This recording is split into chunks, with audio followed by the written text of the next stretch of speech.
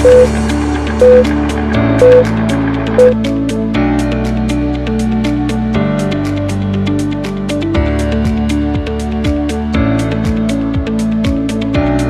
right, thank you so much to the chairman for the humble introduction. So hopefully everyone can hear my voice very clear.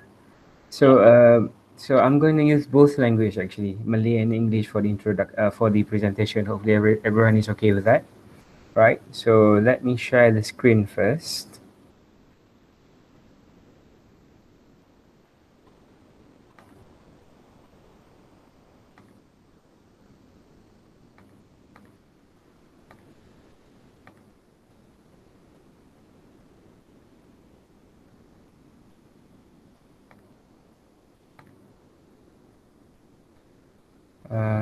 Right.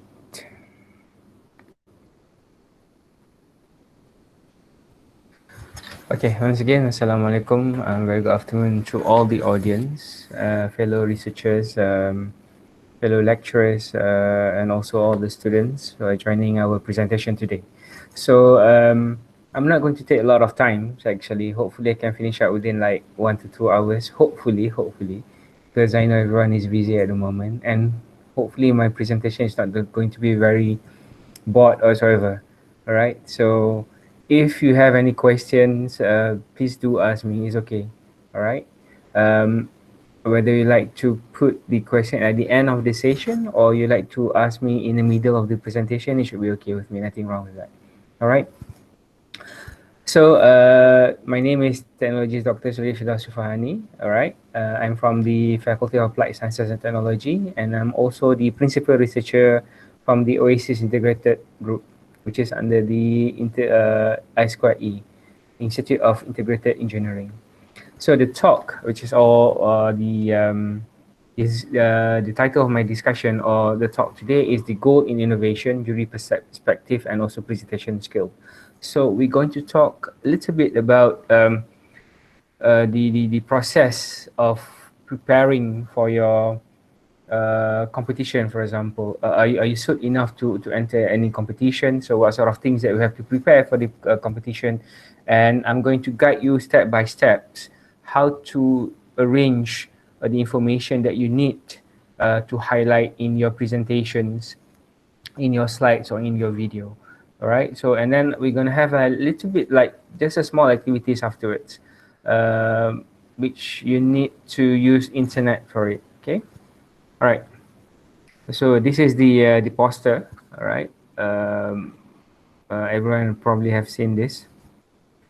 And I'm just going to talk a little bit about my background. So I'm the head of industrial statistics program at the moment. All right. I'm a senior lecturer as well, as I mentioned earlier. And I'm also the principal researcher. And my interest is more on operational research, optimization, medical statistics and mathematics, data analysis, big data, educational mathematics and statistics, management science, and decision science. So these are the interests, right? These are my interests. So a little bit background actually, I'm from the Sekolah Menengah Abdullah Mushin Pulau Pinang. Hopefully you guys can see me, right? I'm not, you can find the most ugly student, that's me actually inside my class. All right. So so I gained my degree and also master and PhD. All right.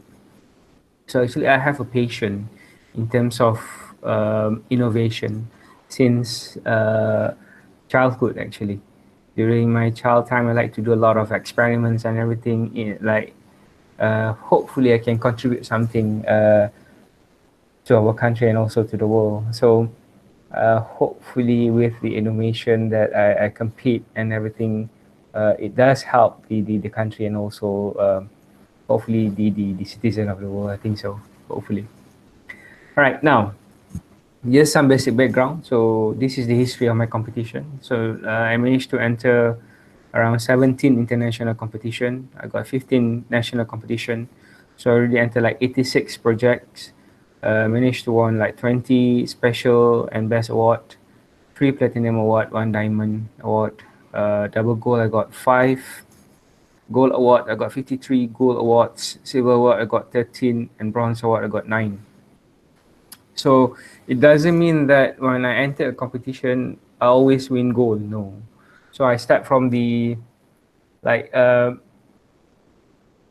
I say like from a scratch or whatever. So there's a process that first we win bronze, then we go to silver, then we go to gold, right? So once we got the momentum, we got all the experience that we had from the previous competition. From there, we know that there's a few components that we have to highlight, right, in order to enter any competition. Because you can see that once you enter any competition, you will gain a lot of experience. Probably before this, we need to present in front of the judges, because nowadays we have this kind of pandemic crisis, so we have to present through online or video.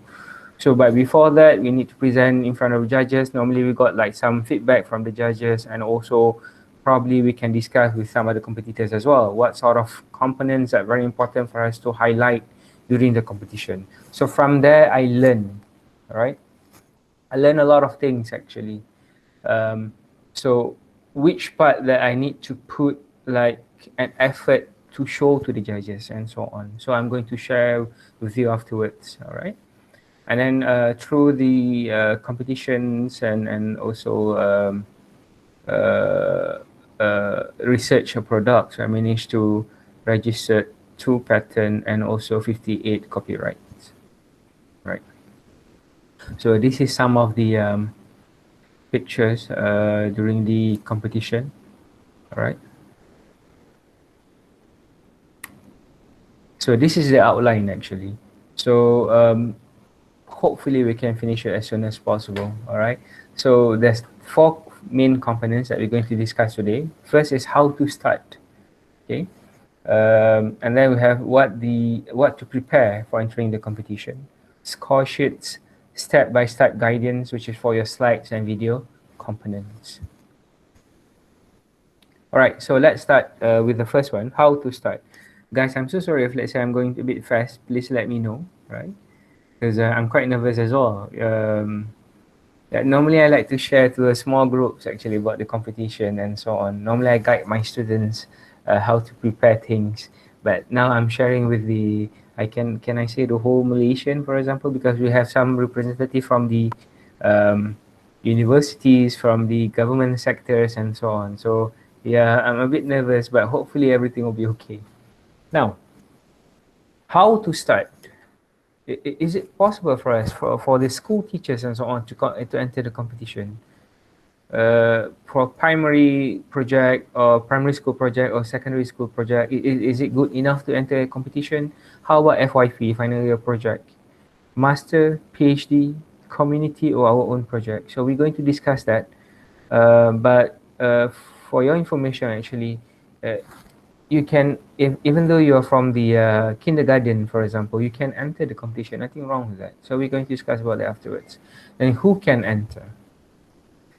Is it up to the level? Some of you guys probably you think that it's you don't have any confidence to bring your project into the competition, because you probably will say that, okay, I'm from the kindergarten, actually I'm just a teacher from the kindergarten, but I don't think so this is up to my level whatsoever. No, you should have the confidence actually. In just like to share with you my experience in Seoul, Korea, where we compete for the SIF 2018. So we got like how many? 1, 2, 3, 4, 5, 6, 6 UTHM lecturers compete in SIF 2018. So I can see that during the competition, there's a lot of old folks from Korea. They come up with a product, right? Even a simple drink, right? And they compete. So they're just not looking for competition. Actually, they're looking for potential business or buyers whatsoever. So there's nothing wrong with that. Uh, if let's say you manage to produce something that really good, so why not just give it a try for the competition? Okay. And then the next thing is whether we need to compete in national or international competition. So I'm going to talk about it as well. And which category or cluster.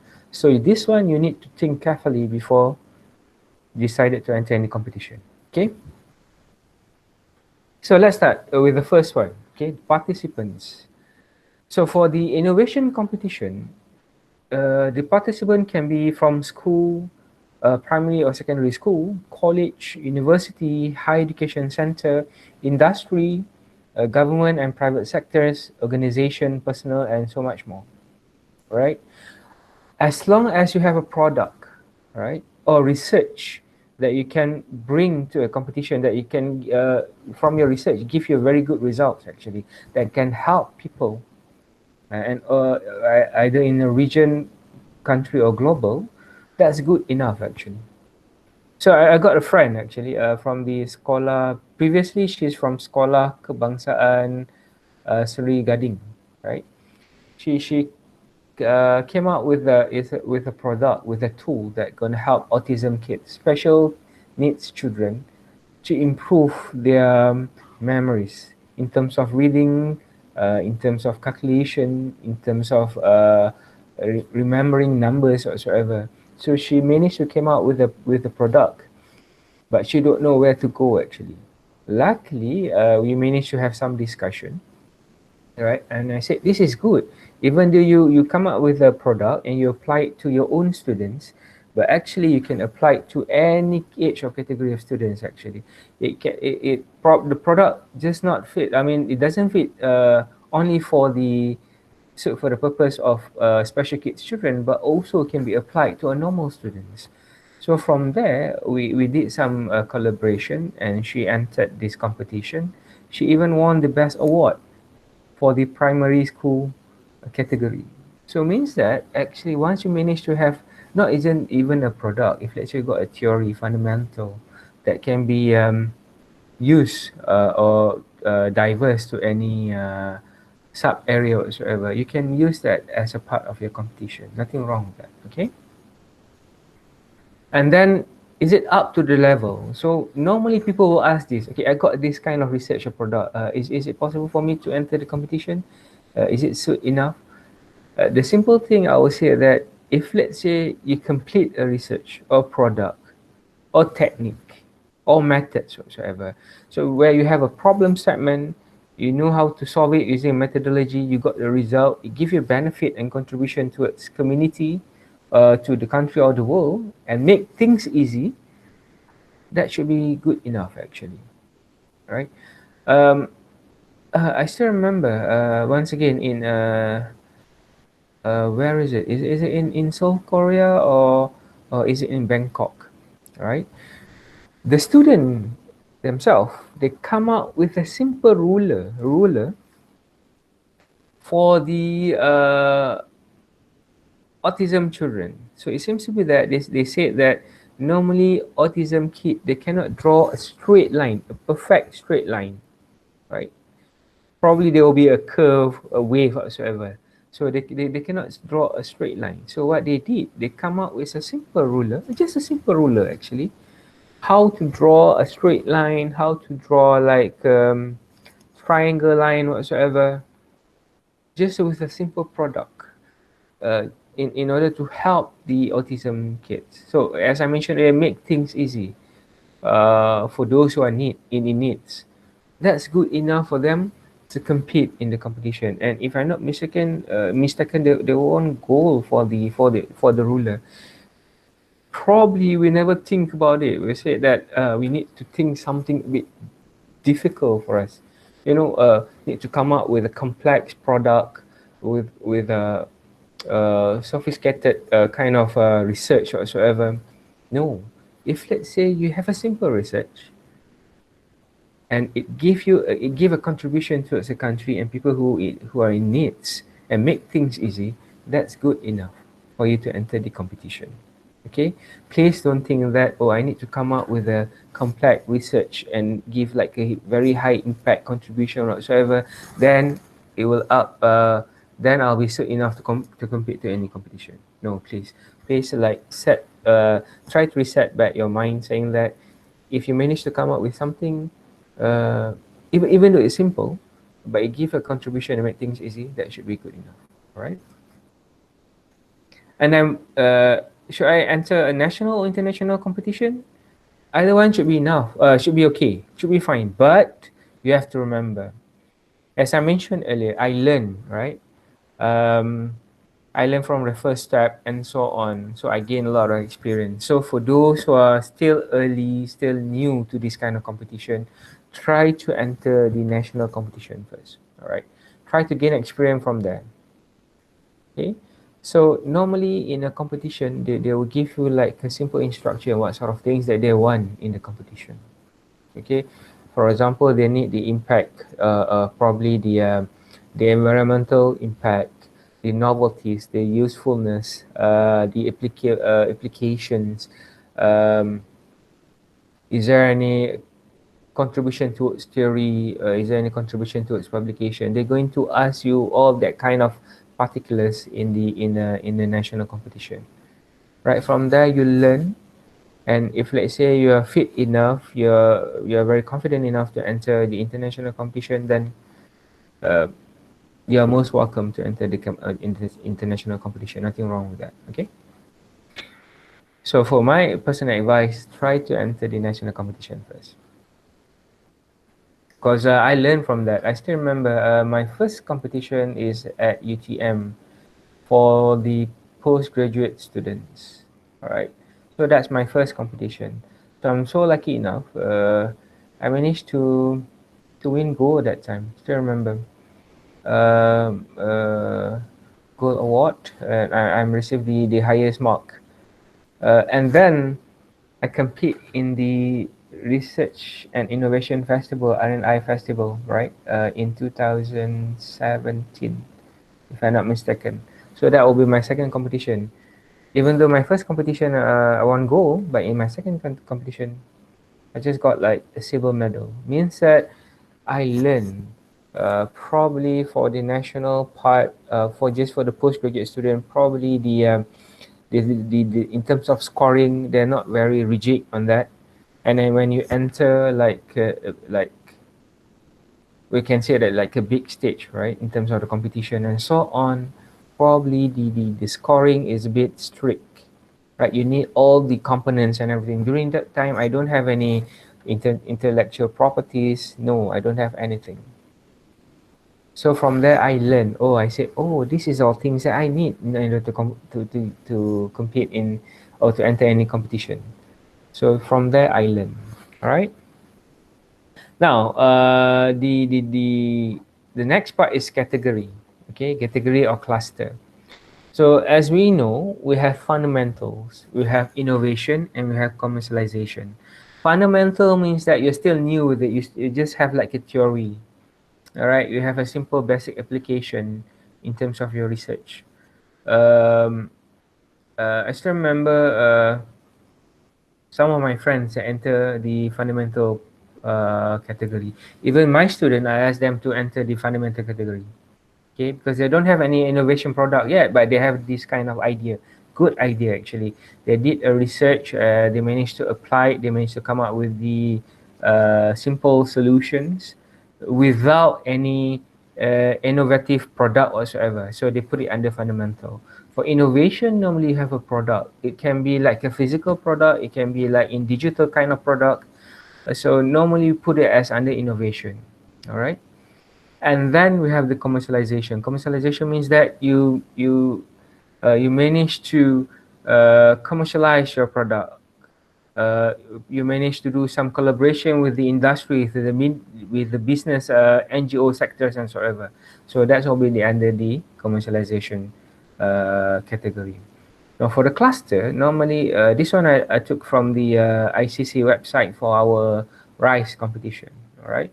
So for those who are not from UTHM, normally UTHM will conduct a research and innovation competition where we call it as RISE, Research and Innovation Symposium and Exhibition. Okay.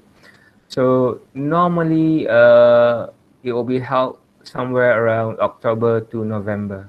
Last year we got it was held around November, December, I think so, something like that. So which is at the end of the year. Okay, probably we're gonna have Rise once again this year, which is at the end of the year. So for those who are not from UTHM, you are most welcome to join us for the competition. All right. All right, for the cluster, normally we have rural innovations, all right? We have industrial design, building, and architecture, manufacturing technologies, food processing, and mechanizations. We have health, medical. Oh, something went wrong just now. Okay. And then we have the environmental, renewable energy, we have disaster management, agriculture, education, tourism, digital era, data analysis, we have automobile, and then we have the Islamic innovation. I can say that different uh, competition have different type of subcluster, but normally they will have the same thing, which is kind of similar. All right. So in UTHM itself, we have digital era, data analysis, and automation revolution. In different competition, probably they can say that in terms of digital, IoT, and engineering, something like that. So it's kind of similar. So for that, you need to choose your category, which is fundamental, innovation, or commercialization carefully, and same goes for the subcluster. All right. If let's say you are doing research on education, so choose education. All right. So normally for me, because my research is involved more on the software and so on, so I'll choose digital era. All right. So already done with the category and also cluster.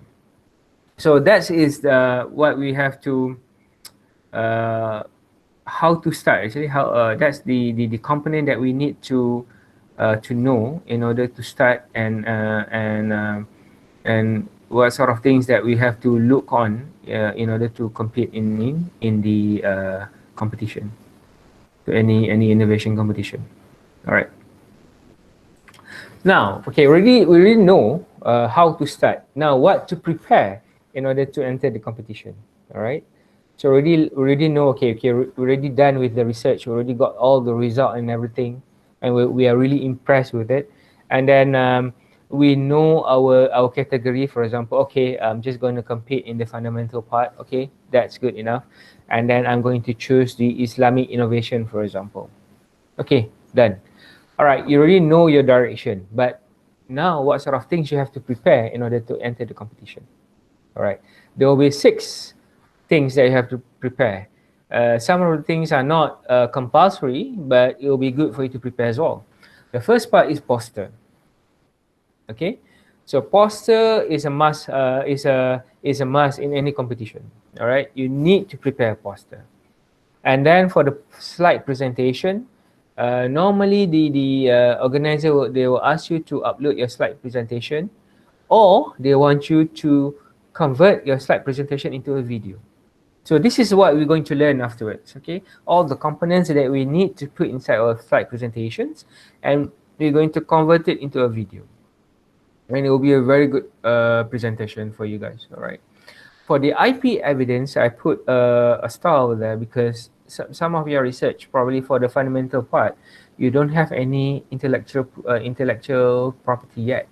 You are still new with it, so uh, it will be good if let's say you have it. All right, but it's not a compulsory for you to have it. Okay. And then for the additional documents, we're going to have a look afterward what sort of things that we need to include in the additional documents. And the last part is the product innovation or invention report. Some of the competition they need this one. Some of the competition they said, nah, I mean, it should be good enough during the presentation video whatsoever. All right. I still remember for the IMIC, International Multidisciplinary Innovation Competition, they need the report. For the upcoming competition, which is Sidetrack from the UMP, the deadline is this coming. For the deadline for you to register is this coming 26, and the deadline for you to submit your video is on the 1st of March. For that competition, they need the report as well. So I don't know about ITEC and ITE nowadays because I still remember when I compete in ITEC and MTE, they don't need the innovation report because you are there. You need to present face to face, right? Physically. So because nowadays, because you're competing in through virtual, um, so probably they need some more explanation, extra explanation on the product. I don't know why my slide keep on like disappearing. Okay. Now, let's have a look on the poster. So this is the some of the example of the poster, right? You can make it like uh, your poster contains a lot of information. You put everything inside there. All right. Some of you guys saying that no, it should be simple enough. So you just have to put a picture, some simple mind maps, and then some like explanation, little bit explanation with the charts, with a table, whatever. It depends on you. It's based on your creativity. Okay. Uh, uh, Hopefully, okay.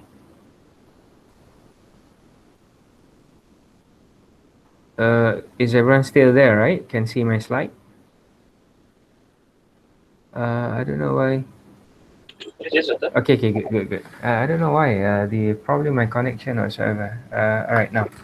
So this is a poster. All right. It depends on your creativity. How you're going to design it, what sort of information you like to put. But remember one thing.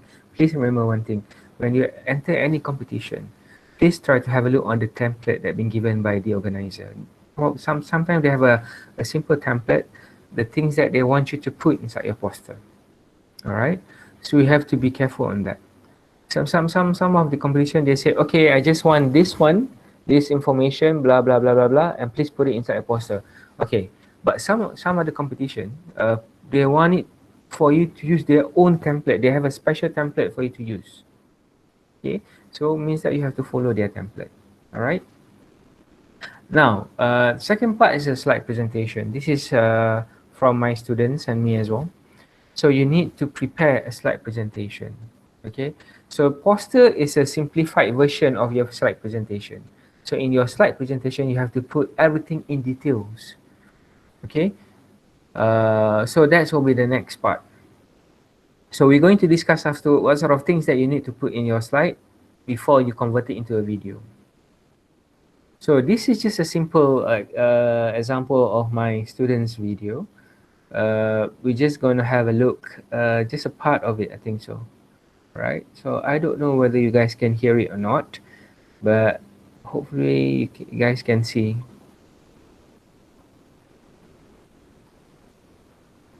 Good evening to judges and fellow viewers. This video fundamental theory in solving the royalty payment problem with Sufahani Ahmad Powell Golden Royalty Algorithm. IMAFIFA and these are the project member. This project deal with the non-standard optimal control problem. We referred to Spence, 1981, economic model which involved the royalty function. This project applied new hyperbolic tangent approach and new modified shooting method to solve the problem. The main objective is to maximize the economic model, which is the performance index.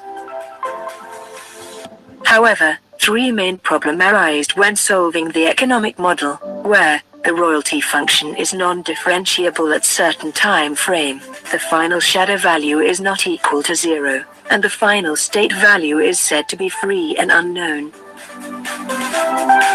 Therefore, we come out with a new approach to solve the problem. Firstly, the non-differentiable royalty function, which is in the form of piecewise function, is converted into the continuous approximation of hyperbolic tangent function. We followed the work of previous researchers to resolve the problem with a non-zero final shadow value. This is to prove a new boundary condition.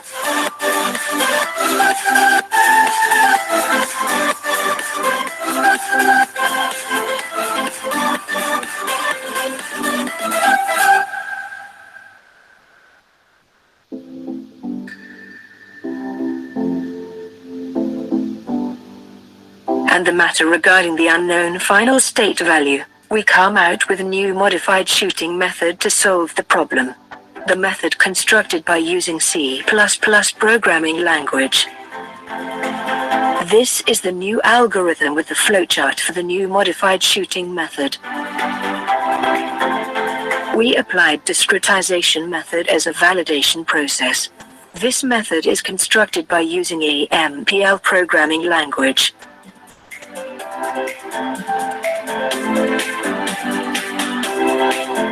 And these are the results for both methods in tabular and graphical version.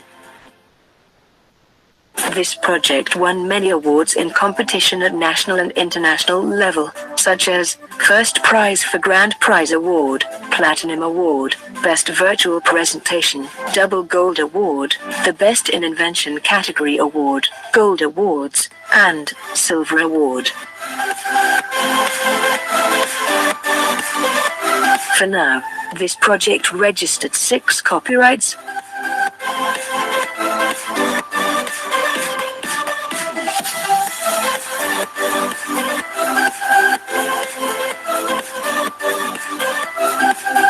As of today, this project has been sponsored by 3 grants. This project also managed to publish 6 journals indexed in Scopus, and 2 non-indexed journals, submitted 2 journals indexed in Scopus, and Q1 journal, and 1 master's degree thesis.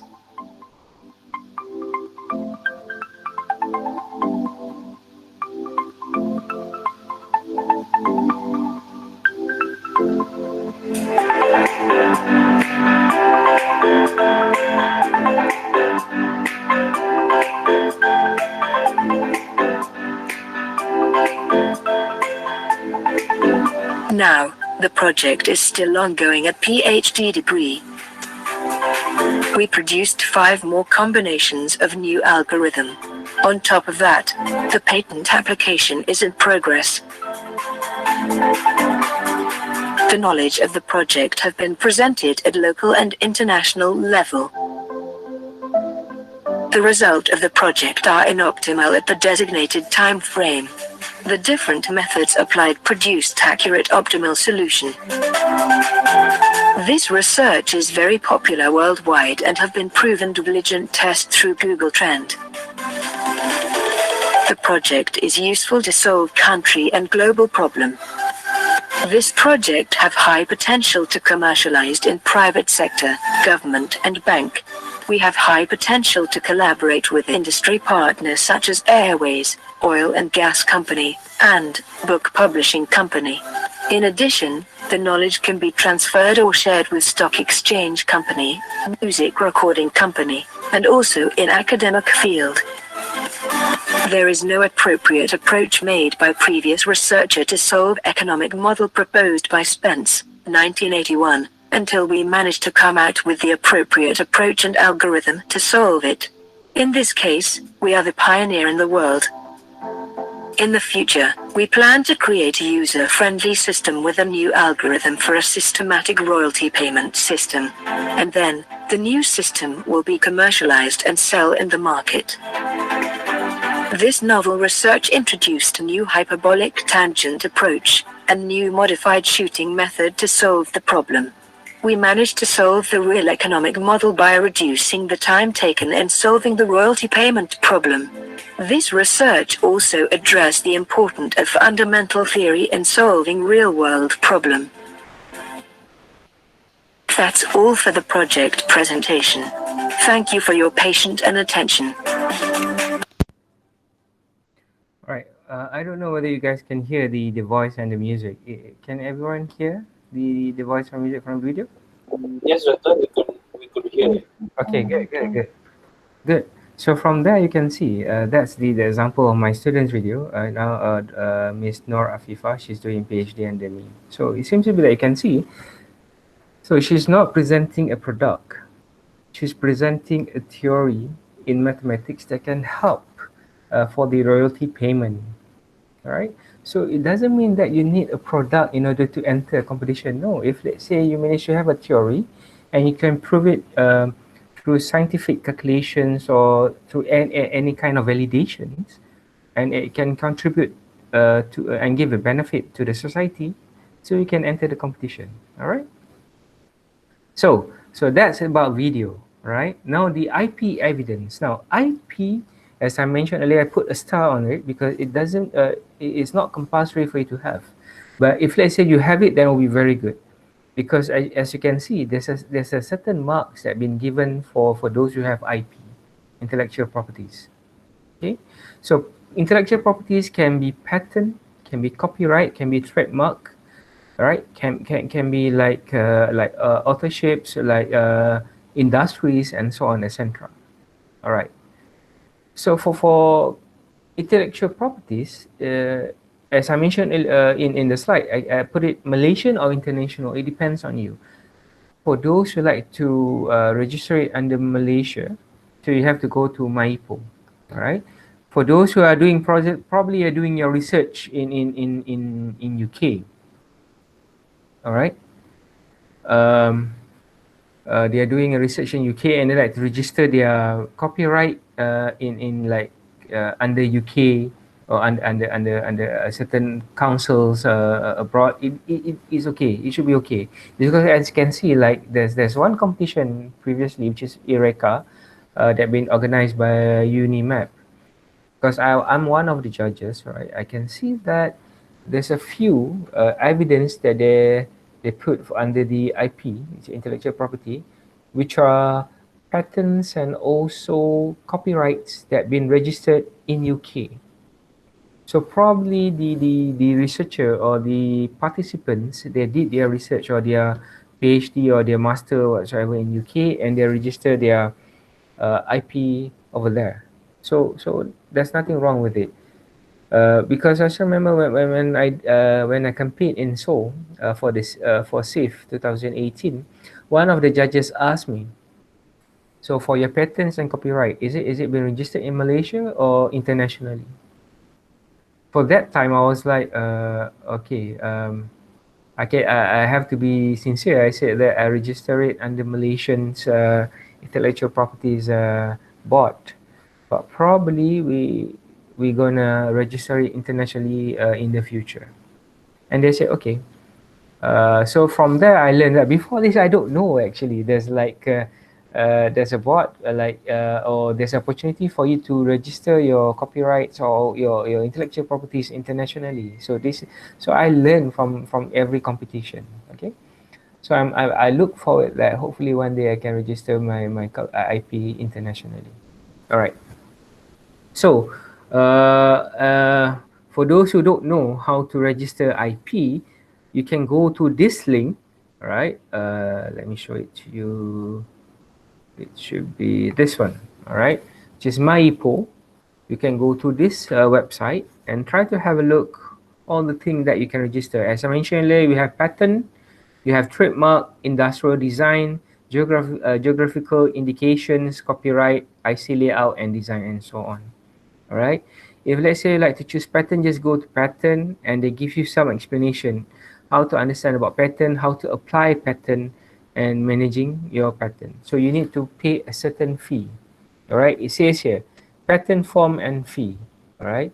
And for those who are working with UTHM, so ICC normally provide this kind of service. If let's say you got copyright, you got pattern, you like to register, just try to contact Puan Syuhada from ICC, and she will guide you what sort of things that you need to prepare in order to register your patent, copyright, and so on. The ICC is very helpful, all right, in order to help their staff in this kind of matters. Okay, all right. Now let's go back.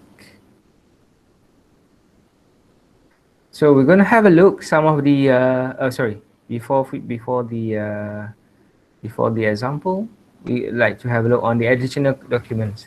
As I mentioned earlier, there's a few things you have to prepare, but this is not compulsory, but it will be good if you have it, which is the letter of intent, memorandum of understanding, memorandum of agreement, collaboration with the industry, industrial business or business partner, awards, recognition, journals, articles, etc.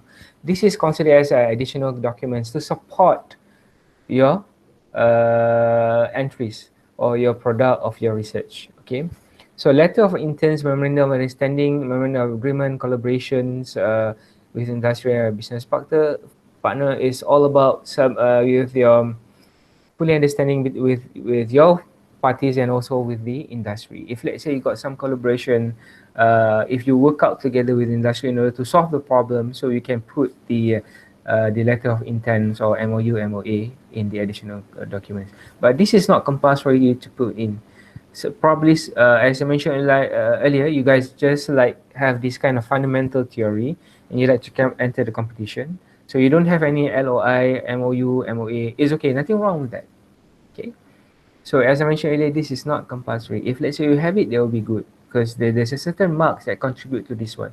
But normally for fundamental, I don't think so. We're gonna give like a lot of weightage on the additional documents, right? But I'm going to show you afterwards the scoring sheet for your reference. Okay, so at least you can understand what sort of things that very important for you guys to highlight during your presentations. Okay. Then we have the product innovation invention reports. Some people call it as an extended abstract. Okay. Normally, when you enter competition, they ask you to upload a simple abstract like around 100 to 200 words. Just try to give a glimpse, like idea on your research. Okay. So, but some competition they ask you to put both abstract and extended abstract. Extended abstract is considered as a product or innovation invention report, right? Where you have to put the abstract once again, some introduction, and you have to put the problem statement, the innovation ideas or characteristics, product operation, how to operate the product or the research and so on. In cost and innovation and pictures. If let's say you come up with a simple product, how much it costs you, how much you're going to sell it, is there any maintenance fee or whatsoever? So you have to put it under the cost of innovations. Then we have the impact of the product innovation. Impact, basically we're talking about, does it give a lot of benefits to the society? Is it the first product? Is it considered as innovation or invention? Now you have to differentiate. Invention is when you come up with something new. Innovation, when you try to enhance with something that already exists, right? So you have to compare between inventions and innovation. And then you have to write a little bit about novelties or originality, achievement, awards, IP, and conclusion. So as I mentioned earlier, some of the competition, they won this one. But normally, all the competition that I compete, I can say that probably around 20 to 30% of the competition, they need the product or innovation invention report. Most of it, they only want the abstract. Okay. Now, as I mentioned earlier, we're going to have a look on the scoring sheet for each category, so that you will get a clear view on the marking scheme and also all the components that you need to prepare for the competition. Okay.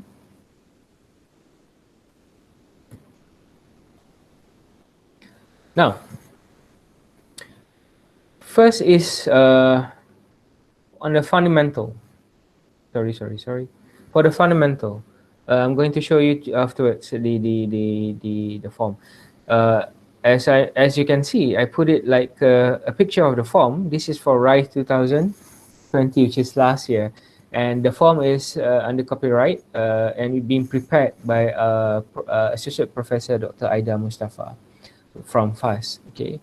She's really good with the innovation competition. So she prepared a simple rubric for the competition. So this is under copyright, so I cannot share with you guys. I cannot give it to you guys, but I can share all the components that we have in the form.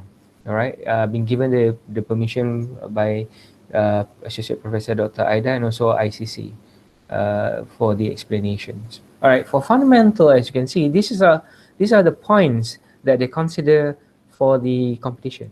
We have the novelties and inventiveness. We have the applicability. We have the product technology readiness. We have the research achievement, which is only publication and talent. The intellectual property, the commercial potential, level of impact, and presentation and other strength. So we're going to discuss all these components afterwards in detail, all right? So These are the components. Now let me show you the form. Let's see. All right. If you can have a look. All right. These are the form. For the noveltiness and inventiveness, they give you 20 marks. Right. So there's a rubric there. The inventor researcher has a clear and deep understanding of the problem related to the invention. Okay, 10 marks. The inventor researcher have the innovative idea present, 15 marks. And then the inventor have an innovative idea and has the ability to explain. This is like 10 marks. Same goes for the applicability, 10 marks. There's a rubric on that. Product technologies, readiness, research achievement publications, achievement in terms of fund, talent, intellectual properties, commercial potential, level of impact, and presentation of strength. All right, so that's under fundamental. So, uh, okay, I can just show it to you simple like that. As I mentioned earlier, there's a copyright on that. Okay, now we're talking about innovation. As you can see, for the fundamental itself, it is only focused for a few points. All right. As I mentioned earlier, fundamentals just about theory. Okay, you got a theory, and it gives you know, from that theory it can be applied to something good in the future, or from there you can produce something good. So you don't have like a physical product or whatsoever yet, or even digital. To just have a theory, so it will be under fundamental. That's why the components, in order for you, for the judges to evaluate this, the just a few of it. All right, compared to innovation and commercialization. Now let's have a look on the innovation. From there you can see there's a huge difference compared to the fundamental. For innovation, they are considering the novelties, inventiveness, applicability, product technology and readiness, okay, research achievement, publication fund, and talent. This is the same thing as fundamental. Then they have recognition. Okay, I don't think so. We have recognition here. Now for innovation, they have recognition, and we recognition. Then we have intellectual properties, and then we have industrial partner. In fundamental, I don't think so. We have industrial partner. See, there's a few difference. Okay, so we have industrial partner, we have commercialized potential, we have level of impact. We still have the same thing. Okay, and presentation and other strength. So there's a few components that have been adding up in the innovation category. All right, compared to the fundamental. Uh, so I'm going to show you this one. Okay. This is the innovation part. You have the novelties. Now we can see the mark is 15, not 20 anymore. Okay, because you have innovation, you have a product. Okay, then we have the applicability, product technology readiness, the same thing as we had before.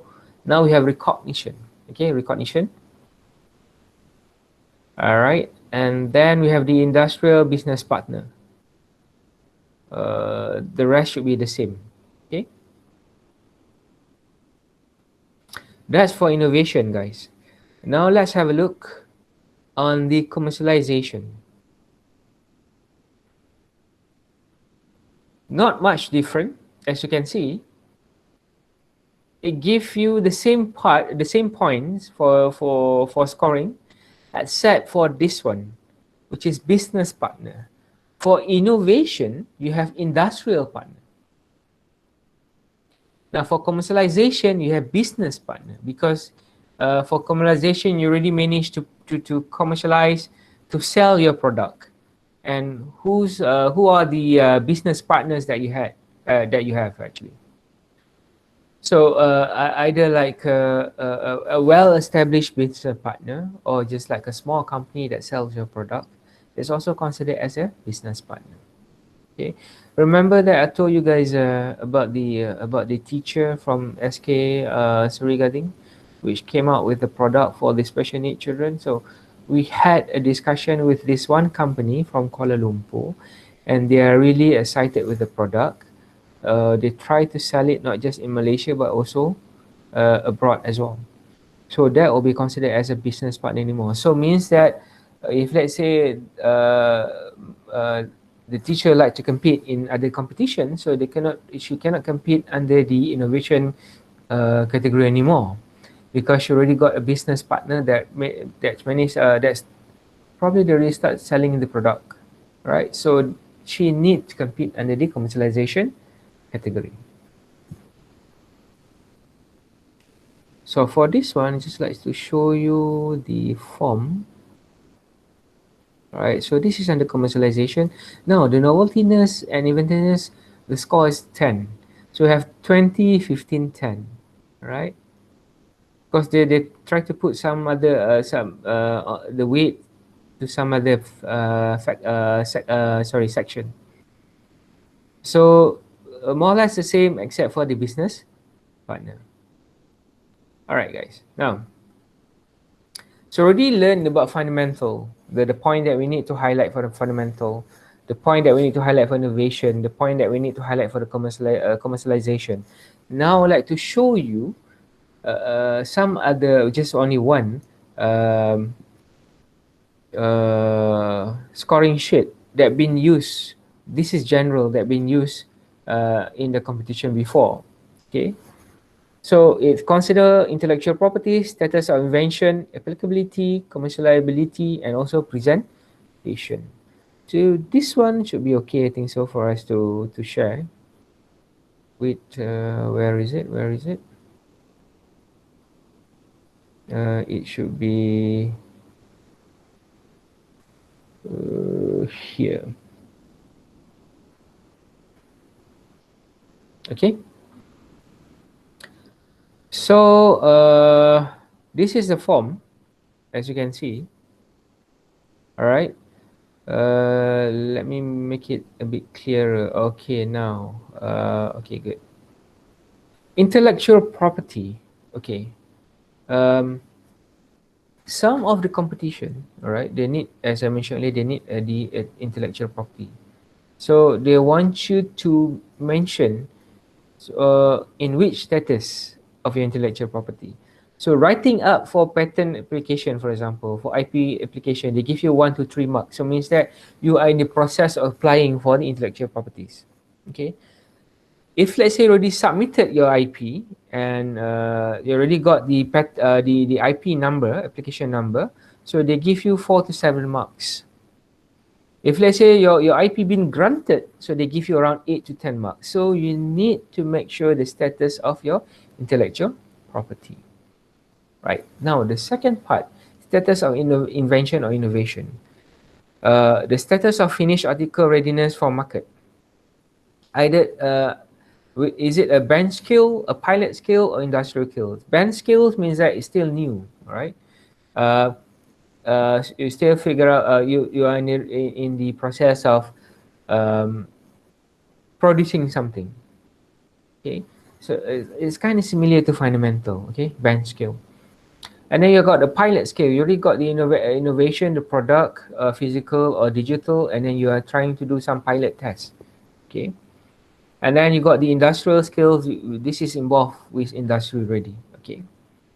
So there's no specific marks for it, but they put a range from 1 to 10. Now, compared to the functionality of the article, so there are 3 parts that you need to focus, whether your research is required further work or corrections. Okay, they give you around 1 to 3 marks. Perform with difficulties, mean that you managed to perform, but there's some error on it, so give you 4 to 7 marks. And perform accordingly and first time right. So means that once you run the product or you operate the product, it gives you a perfect solution. It can means that there's no error, there's no difficulties when you are operating the product. Okay, so they give you 8 to 10 marks. Then we have the applicability. Now, the applicability means that whether your product can be applied or not. Okay, we have the due diligence test. Okay, this one I'm going to show it to you afterwards. How to do the due diligence test? Is there any evidence that been carried out prior to your work and to your research? usefulness, specific problem, regional, country and global problem, and so on. Okay. And then we have the commercialability, market potential. Okay. Social benefits. Is there any evidence you can say that your product or your research is that, I mean, uh, can be commercialized, or there's a potential to commercialize your product or whatsoever. Okay. And then we have the market, potential market size. We have to consider the regional, country or global. Either only can be applied to a certain region, or only can apply to our own country, or can be applied throughout the worldwide. So you have to mention that as well. And then technology transfer, industrial partners. Okay. So there's a range of marks there. No evidence give you 1 to 3. Evidence of collaboration available 4 to 7, and collaborator present 8 to 10. This is more on physical presentation, because they have the collaborator present. Sorry. Okay. Now we have the presentations. Uh, Hopefully no one will bash me on my pronunciations, because it's very viral nowadays, right? So yeah, hopefully you enjoy the presentation and talk with no stress whatsoever, and at the same time we can learn some of the new knowledge through the innovation competition. All right. Now, lastly, the presentation. So they give you a mark in terms of presentation about invention, innovations, the effort. I still remember I just shared this kind of talk to the uh, s- to the participants that are going to compete in MTE, right? So which been sponsored by ICC, all right? For those who are selected. So I told them that during the competition that I had in 2019, right? Um, I put an effort to it. I still remember. So uh, uh, I prepared everything in terms of goodies, flyers. Um, uh, uh, if I'm not mistaken, I bring like these uh, 40-inch TV to I mean, because I cannot use the laptop because it's quite small, right? So I use like the screen digital TV to present my slides and everything. Well, I mean, I put a lot of effort on that. So means that they are evaluating your efforts as well. So this is more on the physical part, but I think so they have the kind of evaluation for the video presentation as well, because they like to see, are you very creative enough. Some of you guys probably have a lot of innovation, right, what we call it, animations and so on, or some of you guys are using a green screen at the back, and you have these some kind of innovation as well. So it based on your effort and creativity. So they're going to judge you on that as well. Okay. Now,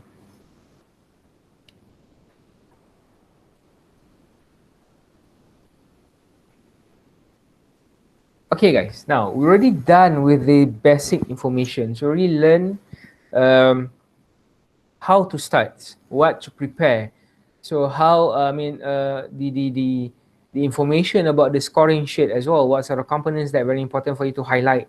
So now, so we're going to learn how to prepare your slide presentations, all right, and all the components that we need to put before we convert it into a video. Okay, now, first thing first, you need to write your outlines. Okay, so you already got the introduction of your slides, uh, where you said the title of your research, all the group members and everything. The second part is your outlines. Okay, so write your outlines clearly and accordingly. Highlight the most important part. Okay. For example, it's like this one. So I start with the research background. I said, so I will start with the research background, current problem and objective, picture of my product, for example, and I start with the intellectual properties pattern. Remember, it's part of the important part. So I put the intellectual properties, award and recognitions, research grant, status of innovations, publication, talent development, applicability, competitors and level of impact, industrial partners and collaborators, cost analysis and commercial ability.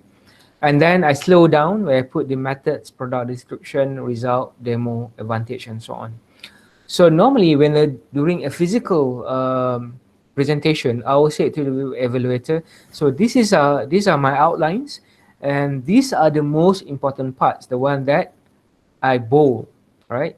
Try to give some ideas to the examiners. Normally when I explain to that, they will smile because they know, you are making our job easy because these are the most important part for us to give you the marks. Okay, that's during the physical presentation. Now, during for the video or virtual presentation, you can apply the same thing, except you cannot mention to the examiners or to the evaluator, yeah, this is the one that's very important for you guys. But if you like to do that, there's no harm. You can during the video, you can say that this is the outline, and the bold part is the most important part for my product or my research whatsoever. Nothing wrong with that. Okay. So that's the first part. You have to prepare the outlines. Okay. Now, the next step is for you to write the introduction. So write your introduction and product background simple and short. Okay. But at the same time, give a clear view on your research and product. Remember the video that I showed you guys just now, right? The one that been prepared by my students. She only used a simple introduction and try to give some explanation about her research. Okay, so you can do that as well. So for example, this is the research that I did in for my product. So I just give like a simple um, pictures, right? We have different kind of food in Malaysia, and in Kelantan itself, we have nasi kerabu. So I don't know what to write. I said rice to cook Wednesday. Okay, okay. So you can make jokes as well, and nothing wrong with that, but don't make it too far. All right. Okay. So I just give an explanation by using a point form. So in Malaysia, nutritionists are dietitian responsible to plan the menu based on the cost of the food and daily allowance for the secondary boarding school. However, there's no specific calculation or system that been built for planning the menu properly. So means that I try to give some introduction, and at the same time I try to give the problem statement as well, some background as well. Okay. So and I said, if let's say we cannot produce a simple like a well balanced kind of menu, so it can contribute to the illness and so on. Okay. All right. So that's with the introduction, guys. I'm so sorry if let's say I go too bit fast. Just let me know. All right. All right. This is for the introduction. Now for the problem statement or objective. Okay. So already got the introduction, the background of your research. Now we like to have another slide that explain about the problem statement and objective. I advise you to put like for each component only one, at least at most 2 or 3 explanation. For the introduction and background, it will be good if they only put one slide and you explain. You can put like a simple picture like that, some points, but you explain it clearly with your voice, because you need to convert the slide to video, right? With a background narrator, right? So I still remember one of my students compete in the competition without any voice. Just create a video and put a point there. That's it. And guess what? She won only silver for it. I told her that it's better for you to put some narrative, because you can't expect the judges to read everything. Normally, they need to hear your explanations, right? Some of the judges, they cannot understand. If let's say you put a picture of product or any problem, they cannot understand clearly what you're trying to say. So the best part is put a narrative voice in order to explain your research. Okay. So now we try to have a look on the problem statement and objective. So you can write your problem statement and objective in a chart, mind map, or point form. Make it simple and easy to understand. Okay. This is very important. So these are the example, right? So this is quite massive actually. For those, for you, probably you can make it a bit simpler. Okay. So I got a problem here. I said manual selection. The main topic is manual selection. So what's wrong with the manual selection? I can say that nutritionist and dietitian using exchange process matchbox method which limited micronutrient, ignore micronutrient and different result produced. Variety, lack of variety of repetition of food in a week. So make it simple. So try to put it in a mind map whatsoever. Okay, for the problem statement. Same for your objective as well. You can make it like in a point form, in a chart. That will be better. Okay. So already learn about the introduction. Already learn about the problem statements, and now we're gonna have a look the components called intellectual property. As I mentioned earlier. So the picture of product, you can put it if you want to. You can put it in the beginning of the slides or at the end of the slides. Okay. So for this case, I put it at the end of the slides. Now, next part is the intellectual property. So you need to list down your intellectual properties along with the proof or documentations. State the status of your intellectual properties, or you can mention that you are in the process of applying intellectual property with the proof. Probably you can put a form, application form whatsoever, snap a picture of it. All right. So there's actually, at least there's a proof. Some people are saying that in the process of application. So what do you mean by in the process of application? Are you saying that you already fill in the form? Are you saying that you are on the way to the MyIPO office in order to fill in the form whatsoever? So the best part for me is that when you said that when you are in the process of applying intellectual properties, include with the proof, which is the form itself. You already fill in the form. So it means that the judges know you have an effort to apply for the intellectual property. Okay, you have an effort. Doesn't mean that you submit the form, but you have an effort to apply for the intellectual property. Okay, so these are the examples. For example, you need to list down the copyrights. Now we have granted and file. File means that you already register the applications. You already submit the application and your application already been registered in the system. We'll call it as file. Now granted means that they already done the research, already did some uh, evaluation process and so on, and they approve your application. We call it as granted. Now remember, as I mentioned earlier, the one that I showed it to you guys, remember, um, there's a different mark between application file, which is registered, and granted.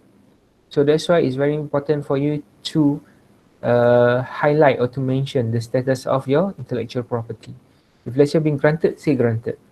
Now, uh, there's a difference between the numbers, okay, like the reference numbers for file and also granted. Normally for filing, you already done the registration. They give you the reference number as LY something. Okay, I'm going to show you afterwards. For granted, you need to start with CRLY. Okay, for example, like this one. Okay, this is already been registered.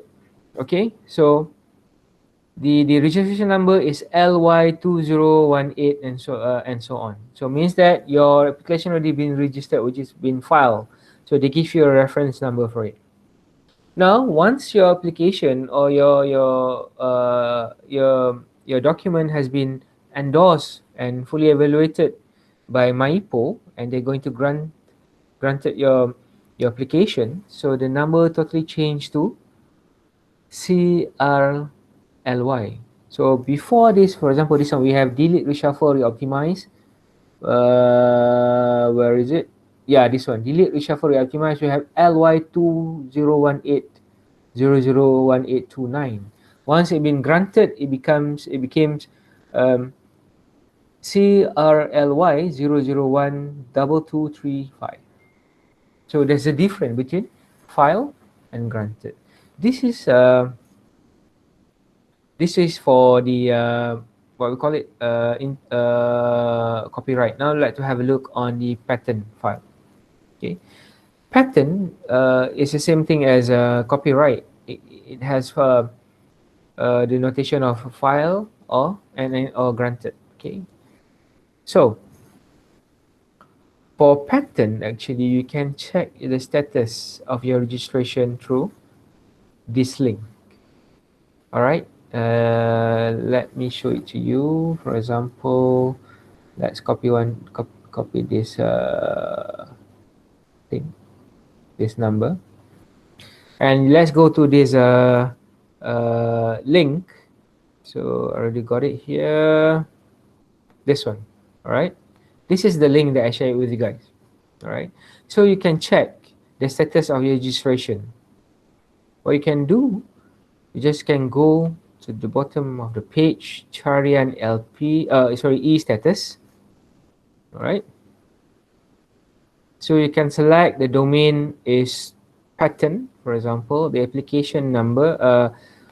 You can either put the application number or your IC. You put it this one as I mentioned earlier, P1, and then click search. So you can see they give you the status of your uh, application, which is under substantive examination. So means that they're still evaluating your registration. Okay.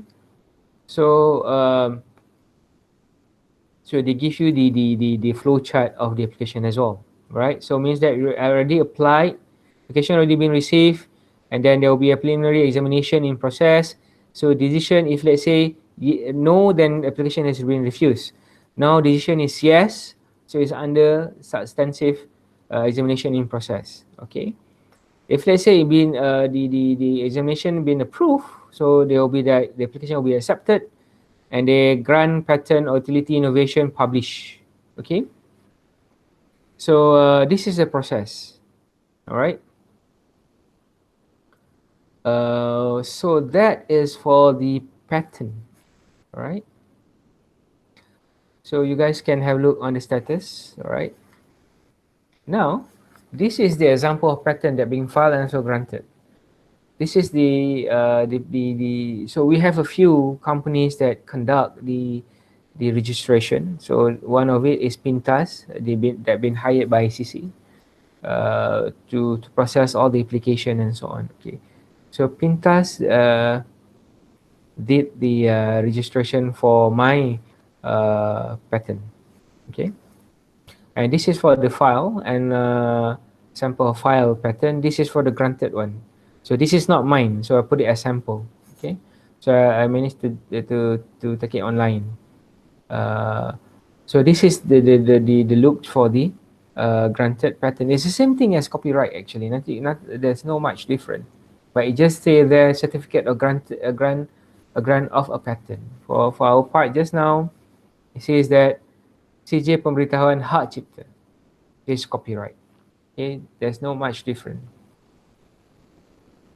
Okay, and this is how it looks for the international granted patent. This is from the USA.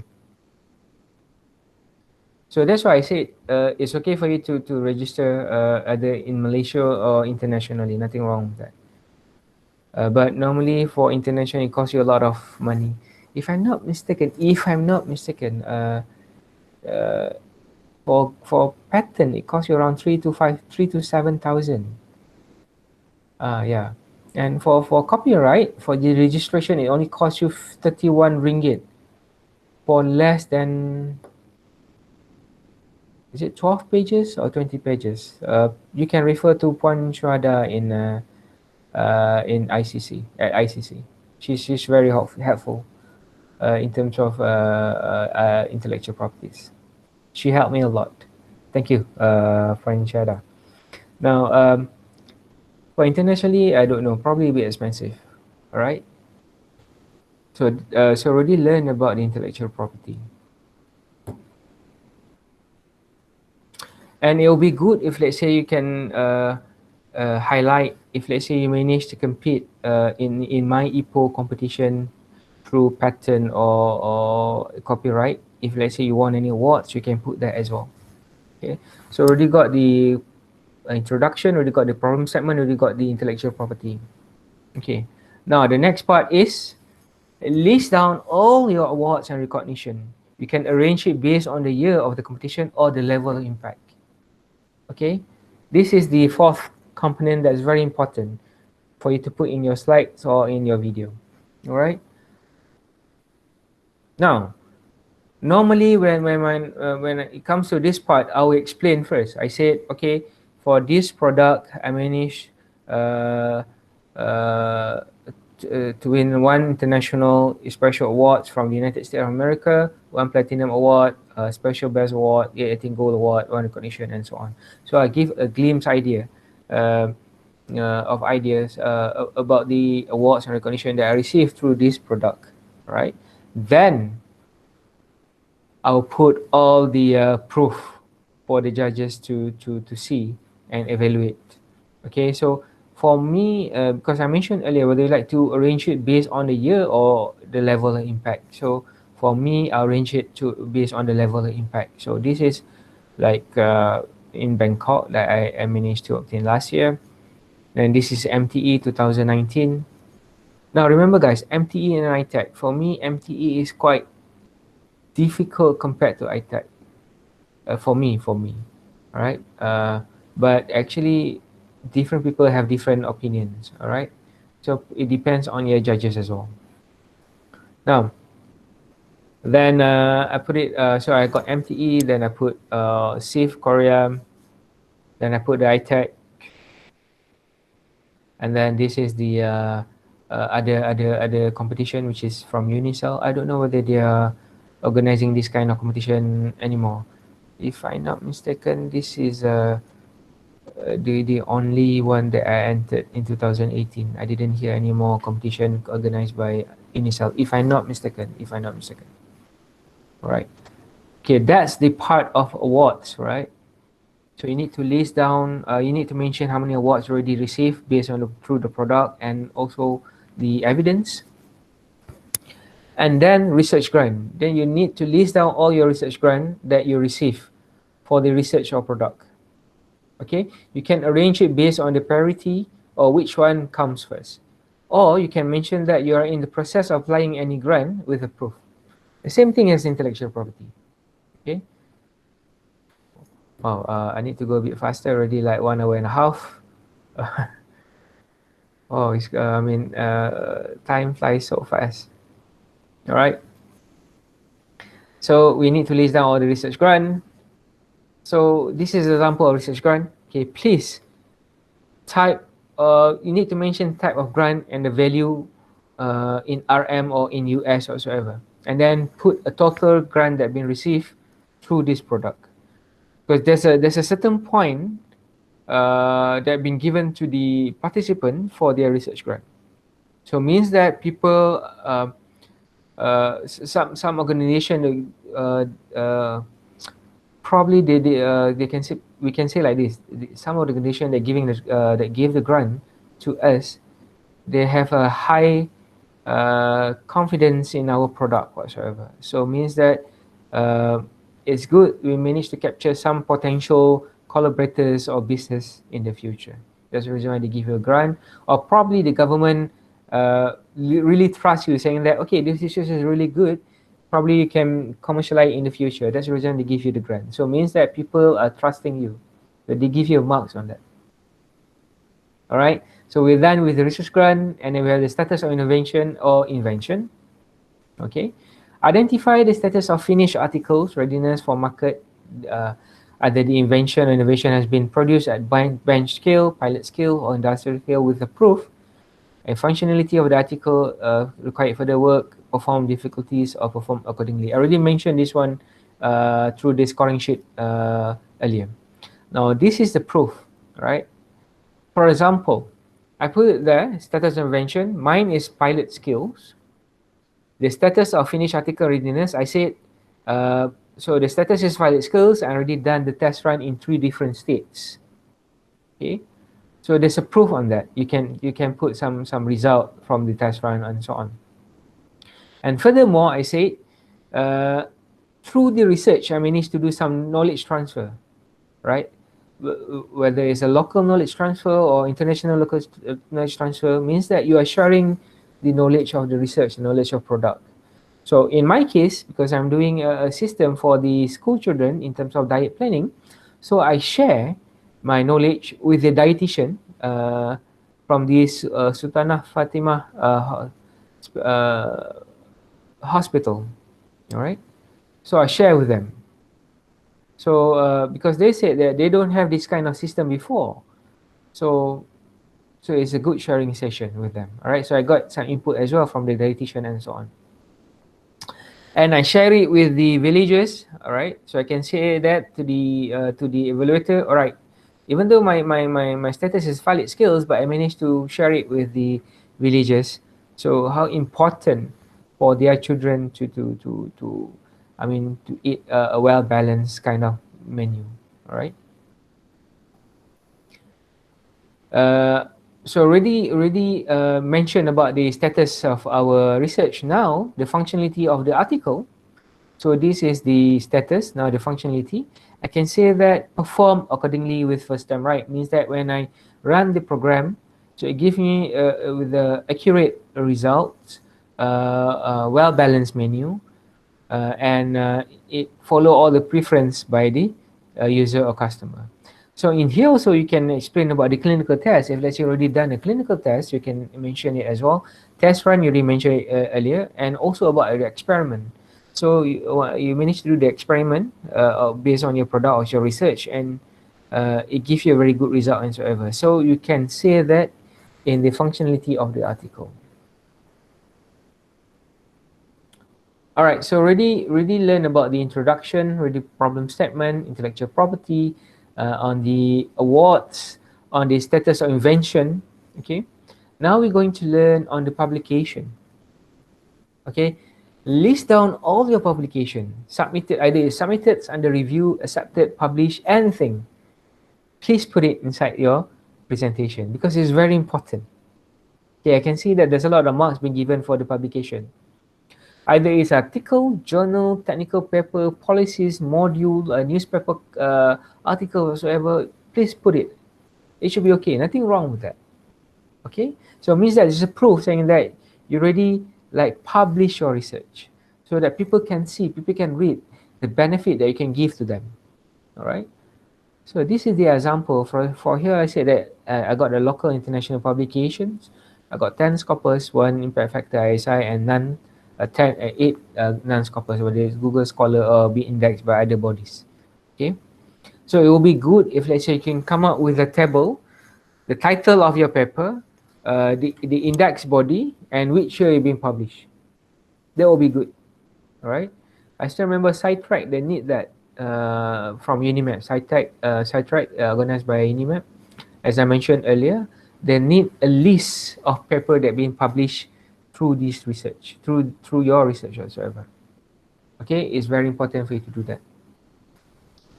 And then talent development. Some of the I can see this is the part that some of the participants and competitor, they forgot to put this part. Talent and development.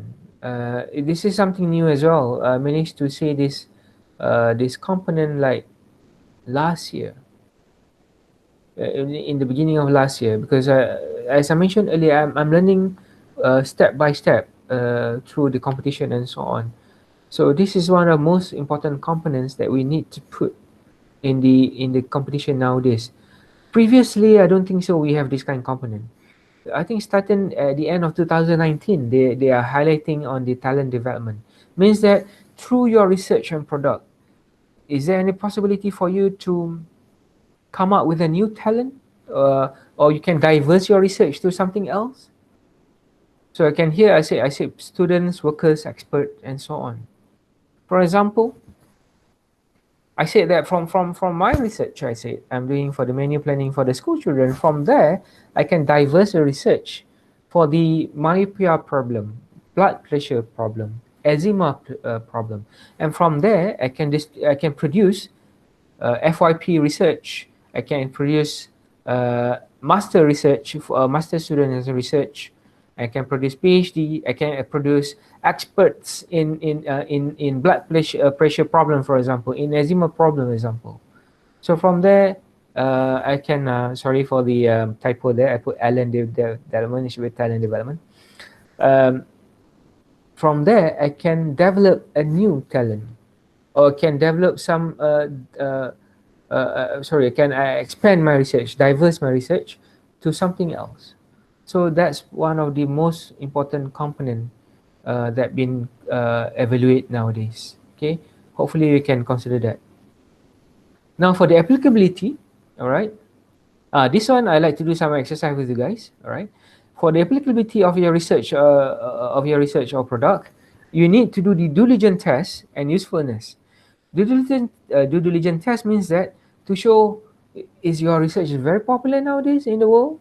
Uh, does it still have the contribution? Because as we can see that even though in our research and master PhD whatsoever, people will say that nah, I don't think so. Your research is good because already been done by a lot of researchers. We cannot find any new things that can be explored through this kind of research. Whatsoever. People will give you a lot of excuses or whatsoever comments on it. But in order to overcome this kind of comment, so you can do the due diligence test. All right. For me, the best way to do the due diligence test is by using Google Trend. Okay, so I use a keyword in a Google Trend. Okay, uh, uh, and then from the keyword, I can see the popularity of the research, either in Malaysia, either in Asia, or is it in the world. From here, I use a keyword school diets, right? And I search it from the Google Trend, and it give worldwide. This is worldwide. And I can see there's a trend there saying that this research is between 75 to 100% popular in the world within a year. Okay, they give you a result within a year, so like past 12 months. All right, in all categories. Okay, so they will give you a significant results, and you can put this in your slide presentations or in your video presentation. Now let's do some exercises. I don't know whether you guys can uh, can scan the Google QR code. Now let me share with you guys the Google Trend. So here you are. I put it in the chat box. All right. So this is a Google Trend link. Now let's go to the what I want you to do. I want you to go to the Google Trend. Let's see, where is it? Let me show you the link first. That will be very important. This is the Mentimeter link. Go to the Google Trend, or is it, for example, this one, okay? And then type, let's say, blood pressure, for example, blood pressure, okay? Blood pressure. The keyword is blood pressure, and this is like only in United States. Okay, the popularity is around more or less 75 to 100 within a year. Let's say past, you can check whether past 12 months, 4 hours, past days, 7 days, and so on. Let's say from 2004 to present, it for past 5 years, or you can customize the range. Put it for like past 12 months, and you like to change it to worldwide. How about Malaysia? Is there any? Can I find Malaysia here? Yeah. For example, in Malaysia, is it popular? More or less the same, which is around probably in the beginning of last year. It's kind of flopped a little bit, then it rise back. All right. The popularity of the research. Now let's have a look on worldwide. So if let's say you scroll down, it will going to highlight only Malaysia. Now let's scroll down. Let's put it like worldwide, and see, let's see how it goes. Very impressive. So means that blood pressure research is very popular worldwide. Right?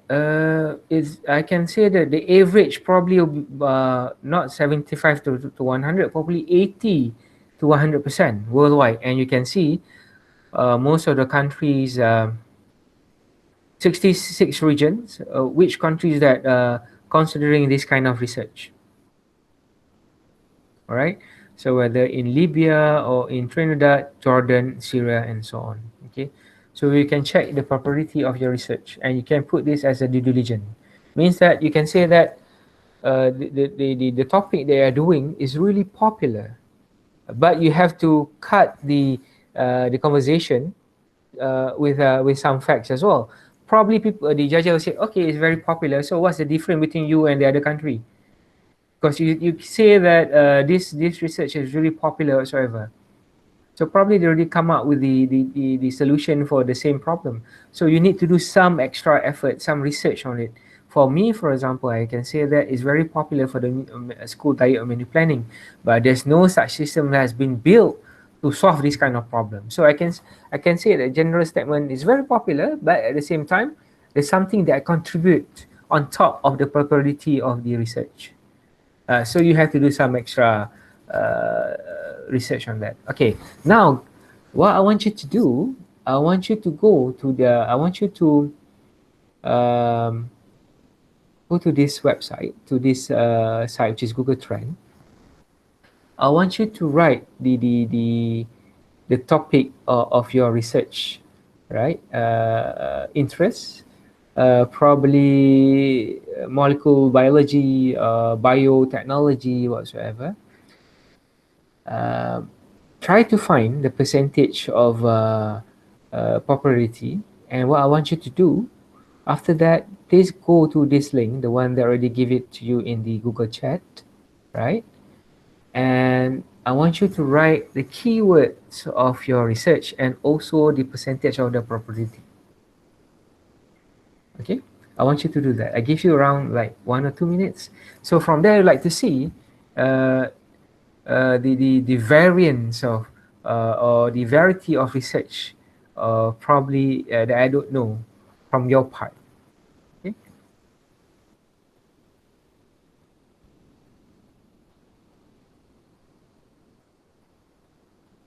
so I give you around 1 to 2 minutes, guys, to do it, and I'm going to share with you the result afterwards.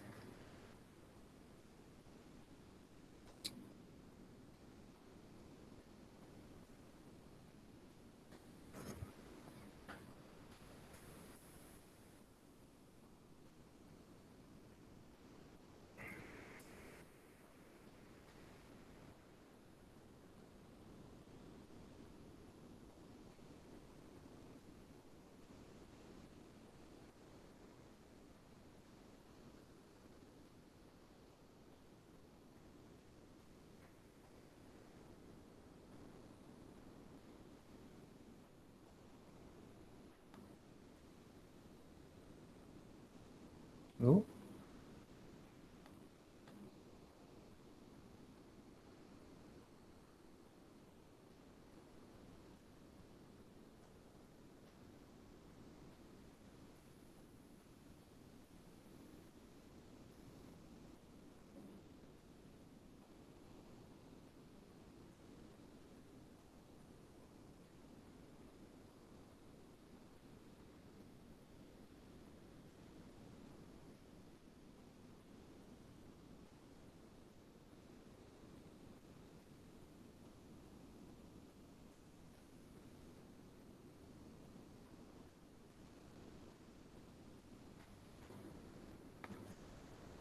let's see. I try to find the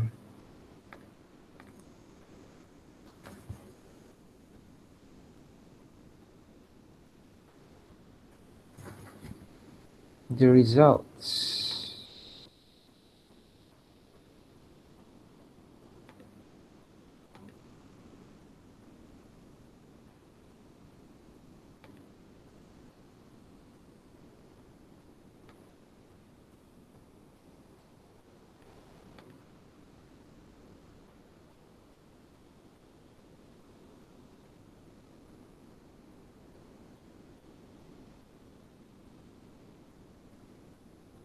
My presentation, is it? I couldn't find it.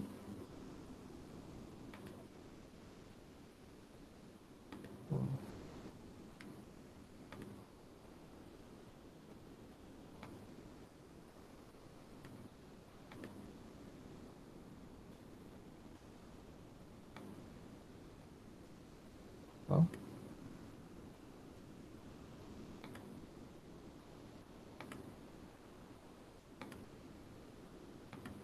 couldn't find the link.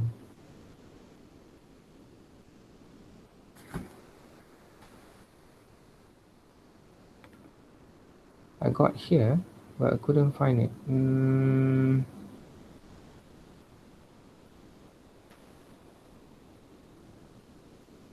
Let me have a look first. Where is it? Where is it? Where is it?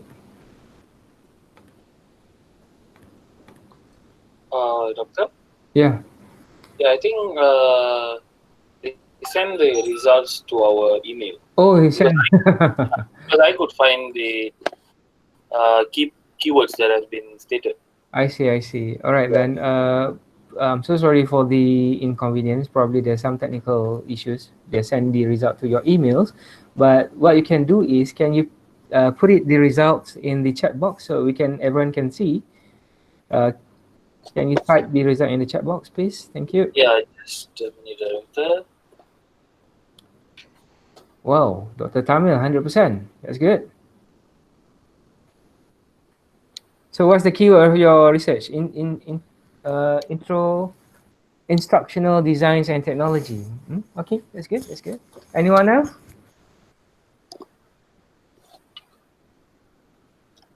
So, okay, good. Thank you so much, Doctor, for sharing the result. The rich research paper, please making crack immunization. 50 to 75. Okay, composite is 100. So most of you guys just put the keyword without putting the range of percentage. Now, I think you already got the point. So in order to do the due diligence test, you can use a simple apps, which is like the Google Trend, in order to prove that your research is very popular. Uh, I can say that IT sandwich panel, finite element analysis, blood pressure. Yeah, I mean, you're doing blood pressure as well. Okay, good. So guys, this is the thing that you can use in your presentations. Uh, we can consider it as a value added. All right. Good placemaking. Coating wear. All right. Good. Dengue. Okay. Thank you so much for your response. Um, Now let's continue with the slides. So as I mentioned earlier, we have the due diligence test for the applicability. So we can use Google Trend for it. Now let's have a look at another one, which is the usefulness in solving problem. You can use the newspaper cuttings, articles, and everything to support your statement. All right. So this is the one that I learned from my mentor. I can say that Doctor technologist Doctor Noor Faiza Fuad. Right. She's from FKEE. She taught me this one actually. Google Trend. I learned from his from her advice and everything. So means that, as I mentioned earlier, yeah, when I enter a competition, so I ask a lot of tips and so on from the experts, and then I try to gather everything together and try to produce my presentation. Okay, so besides the Google Trend, right, to support your research or product, you can use also from the articles, which is the usefulness in solving problem, country goal and global problem. So as I mentioned earlier, I'm doing on research menu planning. So I got some articles mentioning about the nutrient, the obesity, and so on. So this is something for me to highlight. Try to capture some attention from the evaluator, saying that okay, this research is good because there's some evidence supported, some evidence that support his or her research globally or in Malaysia whatsoever. Okay. So already done with the applicability. Sorry guys, I have to go a bit fast. I'm so sorry for that. At first, I'm afraid that I cannot finish it or like within 2 hours, right? So I was like, oh, okay. Now I think so. Wow, okay, they should be good enough. There's a lot of slides actually. Now already like 1 hour and 45 minutes. Okay. And then the next part is competitor and level impact. Okay, this is for me. I can say that this is one of the most important part as well. Why? Because when, as I mentioned earlier just now, we already done the due diligence test. You already have you're already proud enough to highlight saying that your research is very popular worldwide. But is there any other competitor? Is there any other researcher that did the same thing as you? Now, this one is very important. This is the one that you need to do some extra digging, some extra research, right? To highlight that your research is probably unique compared to others, probably the new one, probably the pioneer in a certain field, right? So the first thing is try to find out similar product in the market and make comparability.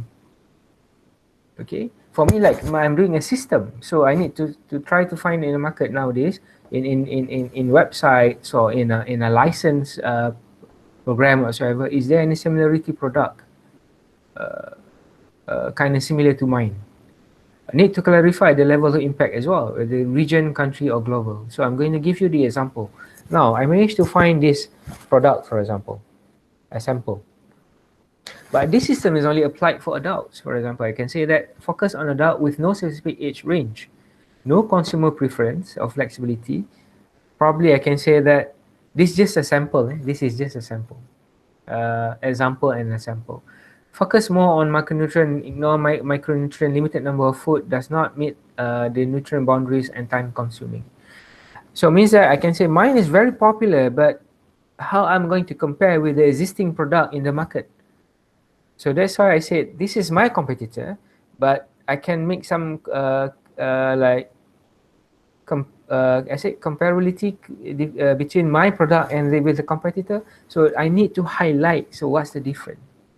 So that the examiner can say that, oh, okay, uh, probably they will ask you the same question. Okay, if let's say you're very popular, so what's the difference? Probably there's other some other researcher already did this one, and then you can like answer the question back with a full confidence. Say, yeah, I know, it's very popular, but I try to find some competitors in the market, and I can see that there's a huge difference compared to my product, compared to my research whatsoever. So you try to give some idea to the evaluator or examiner saying that your product is unique, your research is unique. You cannot find it anywhere. Or probably there's a similar product, but yours is better. Okay, you can highlight on that. And then the level of impact. As I mentioned earlier, the level, mine is, my product is the only one that managed to be produced in the market or worldwide. So I can say that the level of impact is very high worldwide, as there is no similar system or competitors in the world. Therefore, we are the first and the pioneer for the system. So I can say like that. So that's the level of impact. So it means that you need to find the competitor and you need to clarify the level of impact based on the comparison that you already did earlier. Okay. So already learned about the competitor and the level of impact. Now the component you need to put is the industrial partner and collaborator. Okay. So you need to list down your industrial partners, collaborator or potential industrial partners, collaborator or potential. See there, I put that. List down your industrial partners, collaborator or potential industrial partner or collaborator. If let's say you don't have any industrial partner yet, so is there any potential collaborator partners? For example, you are doing research in oil and gas, right? So what is your potential industrial partner? Petronas, Shell, some other ONG industries. So that will be considered as your potential industrial partners. Okay, and then it will be good if you can show the documentation as well. Okay. So this is example in the beginning of the presentation. I said I got a few numbers of local industrial partner and a few numbers of international industrial partner. For example, put it like this. Okay, this is example that I have. Um, one is from Singapore, which is the eCube, right? And another one is in Malaysia from the Z Consultancy.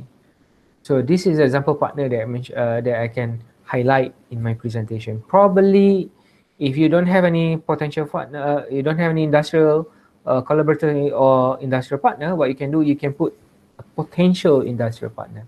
At least you can list down. All right, so the evaluator can see that there's a future prospect in terms of your research.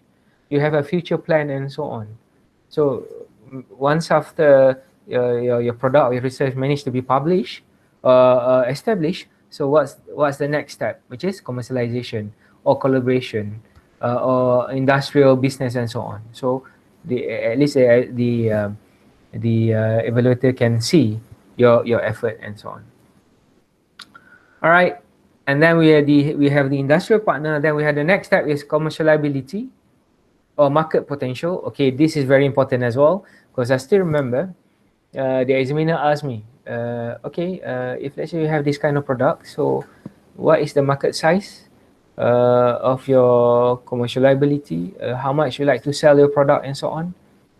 Do you did any survey before you come out with the product? Because people don't want you just to assume saying that your product is popular, but by right it's not popular. It doesn't contribute anything, right? So yeah, so you need to do this commercializability and market potential. All right. So for the market potential, we can do either a survey or an interview. In my case, I did a survey, all right, to see how important for me to solve this kind of problem, to come up with something to give the benefit to the society. So I did an interview and also Google like survey, right? And then for the market size, so because I'm focusing on the school, secondary school, so I need to find out how many numbers are in total. Secondary school that we have in Malaysia. I can say that we have more than 10,000 secondary school in Malaysia. So therefore, so that's what we call it market size. Is it only in regional or country or whatsoever? Now I put it in country, but it can be expanded to worldwide. Okay. So I said that I like to sell the system for 3,000 for government school and maintain for maintenance is 500 ringgit per year, 7,000 for private school and maintenance is 900 ringgit per year. So the program can also be marketized for primary school, hospital, military, sport institution, and so on. So that I can say that the market size is not only focused on the school, they also can for the secondary school, but it also can be diverse into primary school, hospital, militaries, and so on. Okay, and also you need to put there for the commercializability, for the technology transfer potential. So it means that all the research, all the ideas, all the benefits, all the outcomes and so on, where are you going to transfer it? Where are you going to apply for it? I can say that I can apply in a nursing home. I can apply to the, we call it NASOM here, which is for the special kids, right? And then for the hospital and so on. So you need to highlight that. So the evaluator can see, okay, this product can be applied to something else as well. Doesn't mean they only applied for one sector. Oh, this is good. So the market size are not targeting only one part of the area, but also can be diverse to other areas as well. So you need to put that. Okay. And then this is a method description and results. Okay. So you need to illustrate clearly. So the methods or methodology, product or research descriptions, results, and product demo. Okay. For example, so this is the flow chart. For example, sample. Okay. Flowchart picture of your product, methods and algorithm. You can put anything. This is the description. Okay. And also you can put your result as well. Okay. So what's the menu, how much it costs for one day, for example, and then what's the nutrient intake for the boundaries, You can put all the result in, nothing wrong with that. So it's going to help the evaluator to understand it better. Okay. Then you have the product demo. Put a video, how the product works and so on. Okay. If let's say you don't have like a physical product, as I mentioned earlier, whether or physical or digital product, so you can do a demo on probably how do you get the results. Okay, probably you use a certain software, for example, just to calculate whatsoever, or you use a certain method, for example, uh, uh, like pre and post, right? Probably before the student use your product, for example, or use a technique whatsoever, and then like post. So what's the result after the student use your product or components whatsoever? So you can do the example for the demo product demo video. It's very important. So I can see that some of the students they're not or participants when I'm being the judge, they didn't put any demo. They just give a simple explanation, just like a final year project, without any demo, how they get the solution and so on. But it depends actually. For fundamentals, definitely you don't have any demo. Okay, it's just a theoretical. So it depends on the category as well.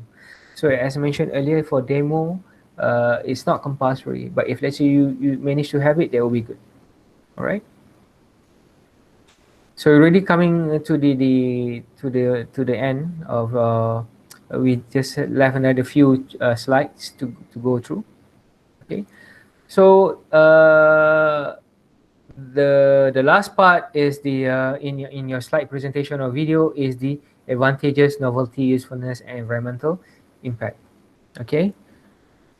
For the advantages, you can put it in a point form or in a mind map, like this one. As I said earlier, for the problem itself, I put it in a mind map, and also for the advantages. So advantages, I put the consider Malaysian recipes food, complete number of nutrients, and so on, so that people can pick up all the information easily, right? So they don't have to read one by one on the sentence whatsoever. No, you can put it in mind map so people can understand it clearly.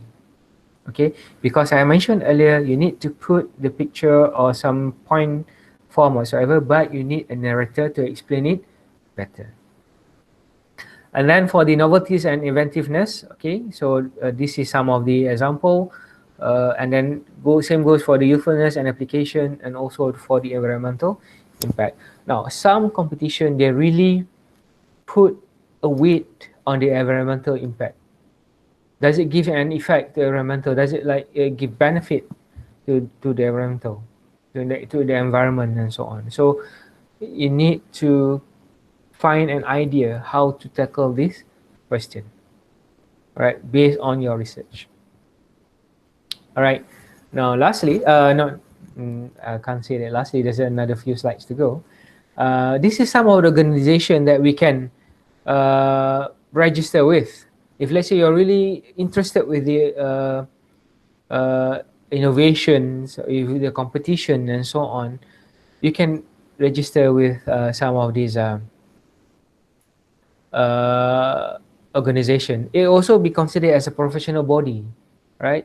When you register with this organization, you will have like a certificate as a membership, and you can register as your part of your professional bodies or members under the university.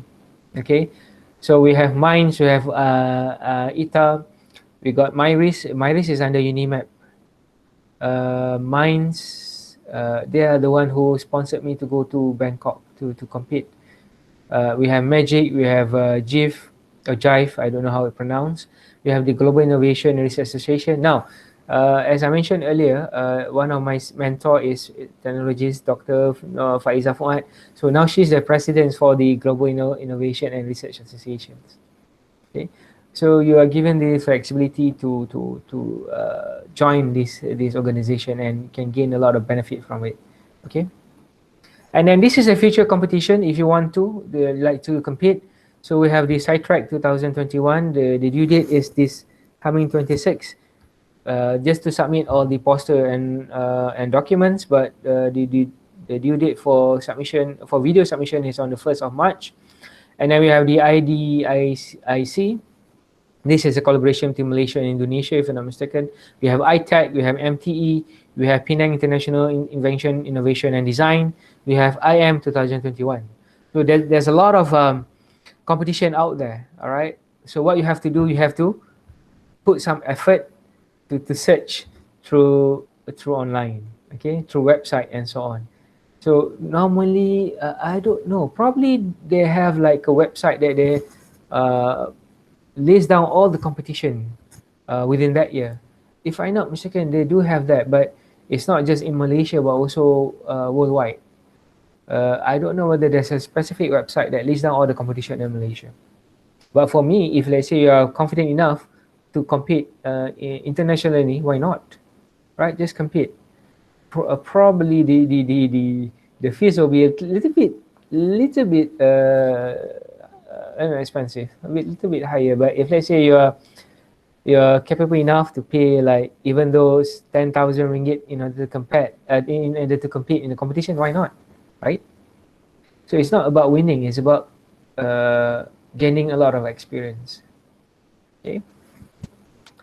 So this is the last part, everyone. So if you need some consultations, whether for school, college, universities, government sectors, or business and personal hospitals, in terms of commercializations, innovations, feel free to contact me. There's a terms and conditions.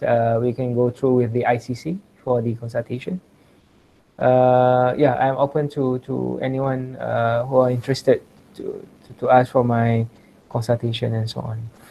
All right, and with that, I would like to say thank you so much for your attention and patience.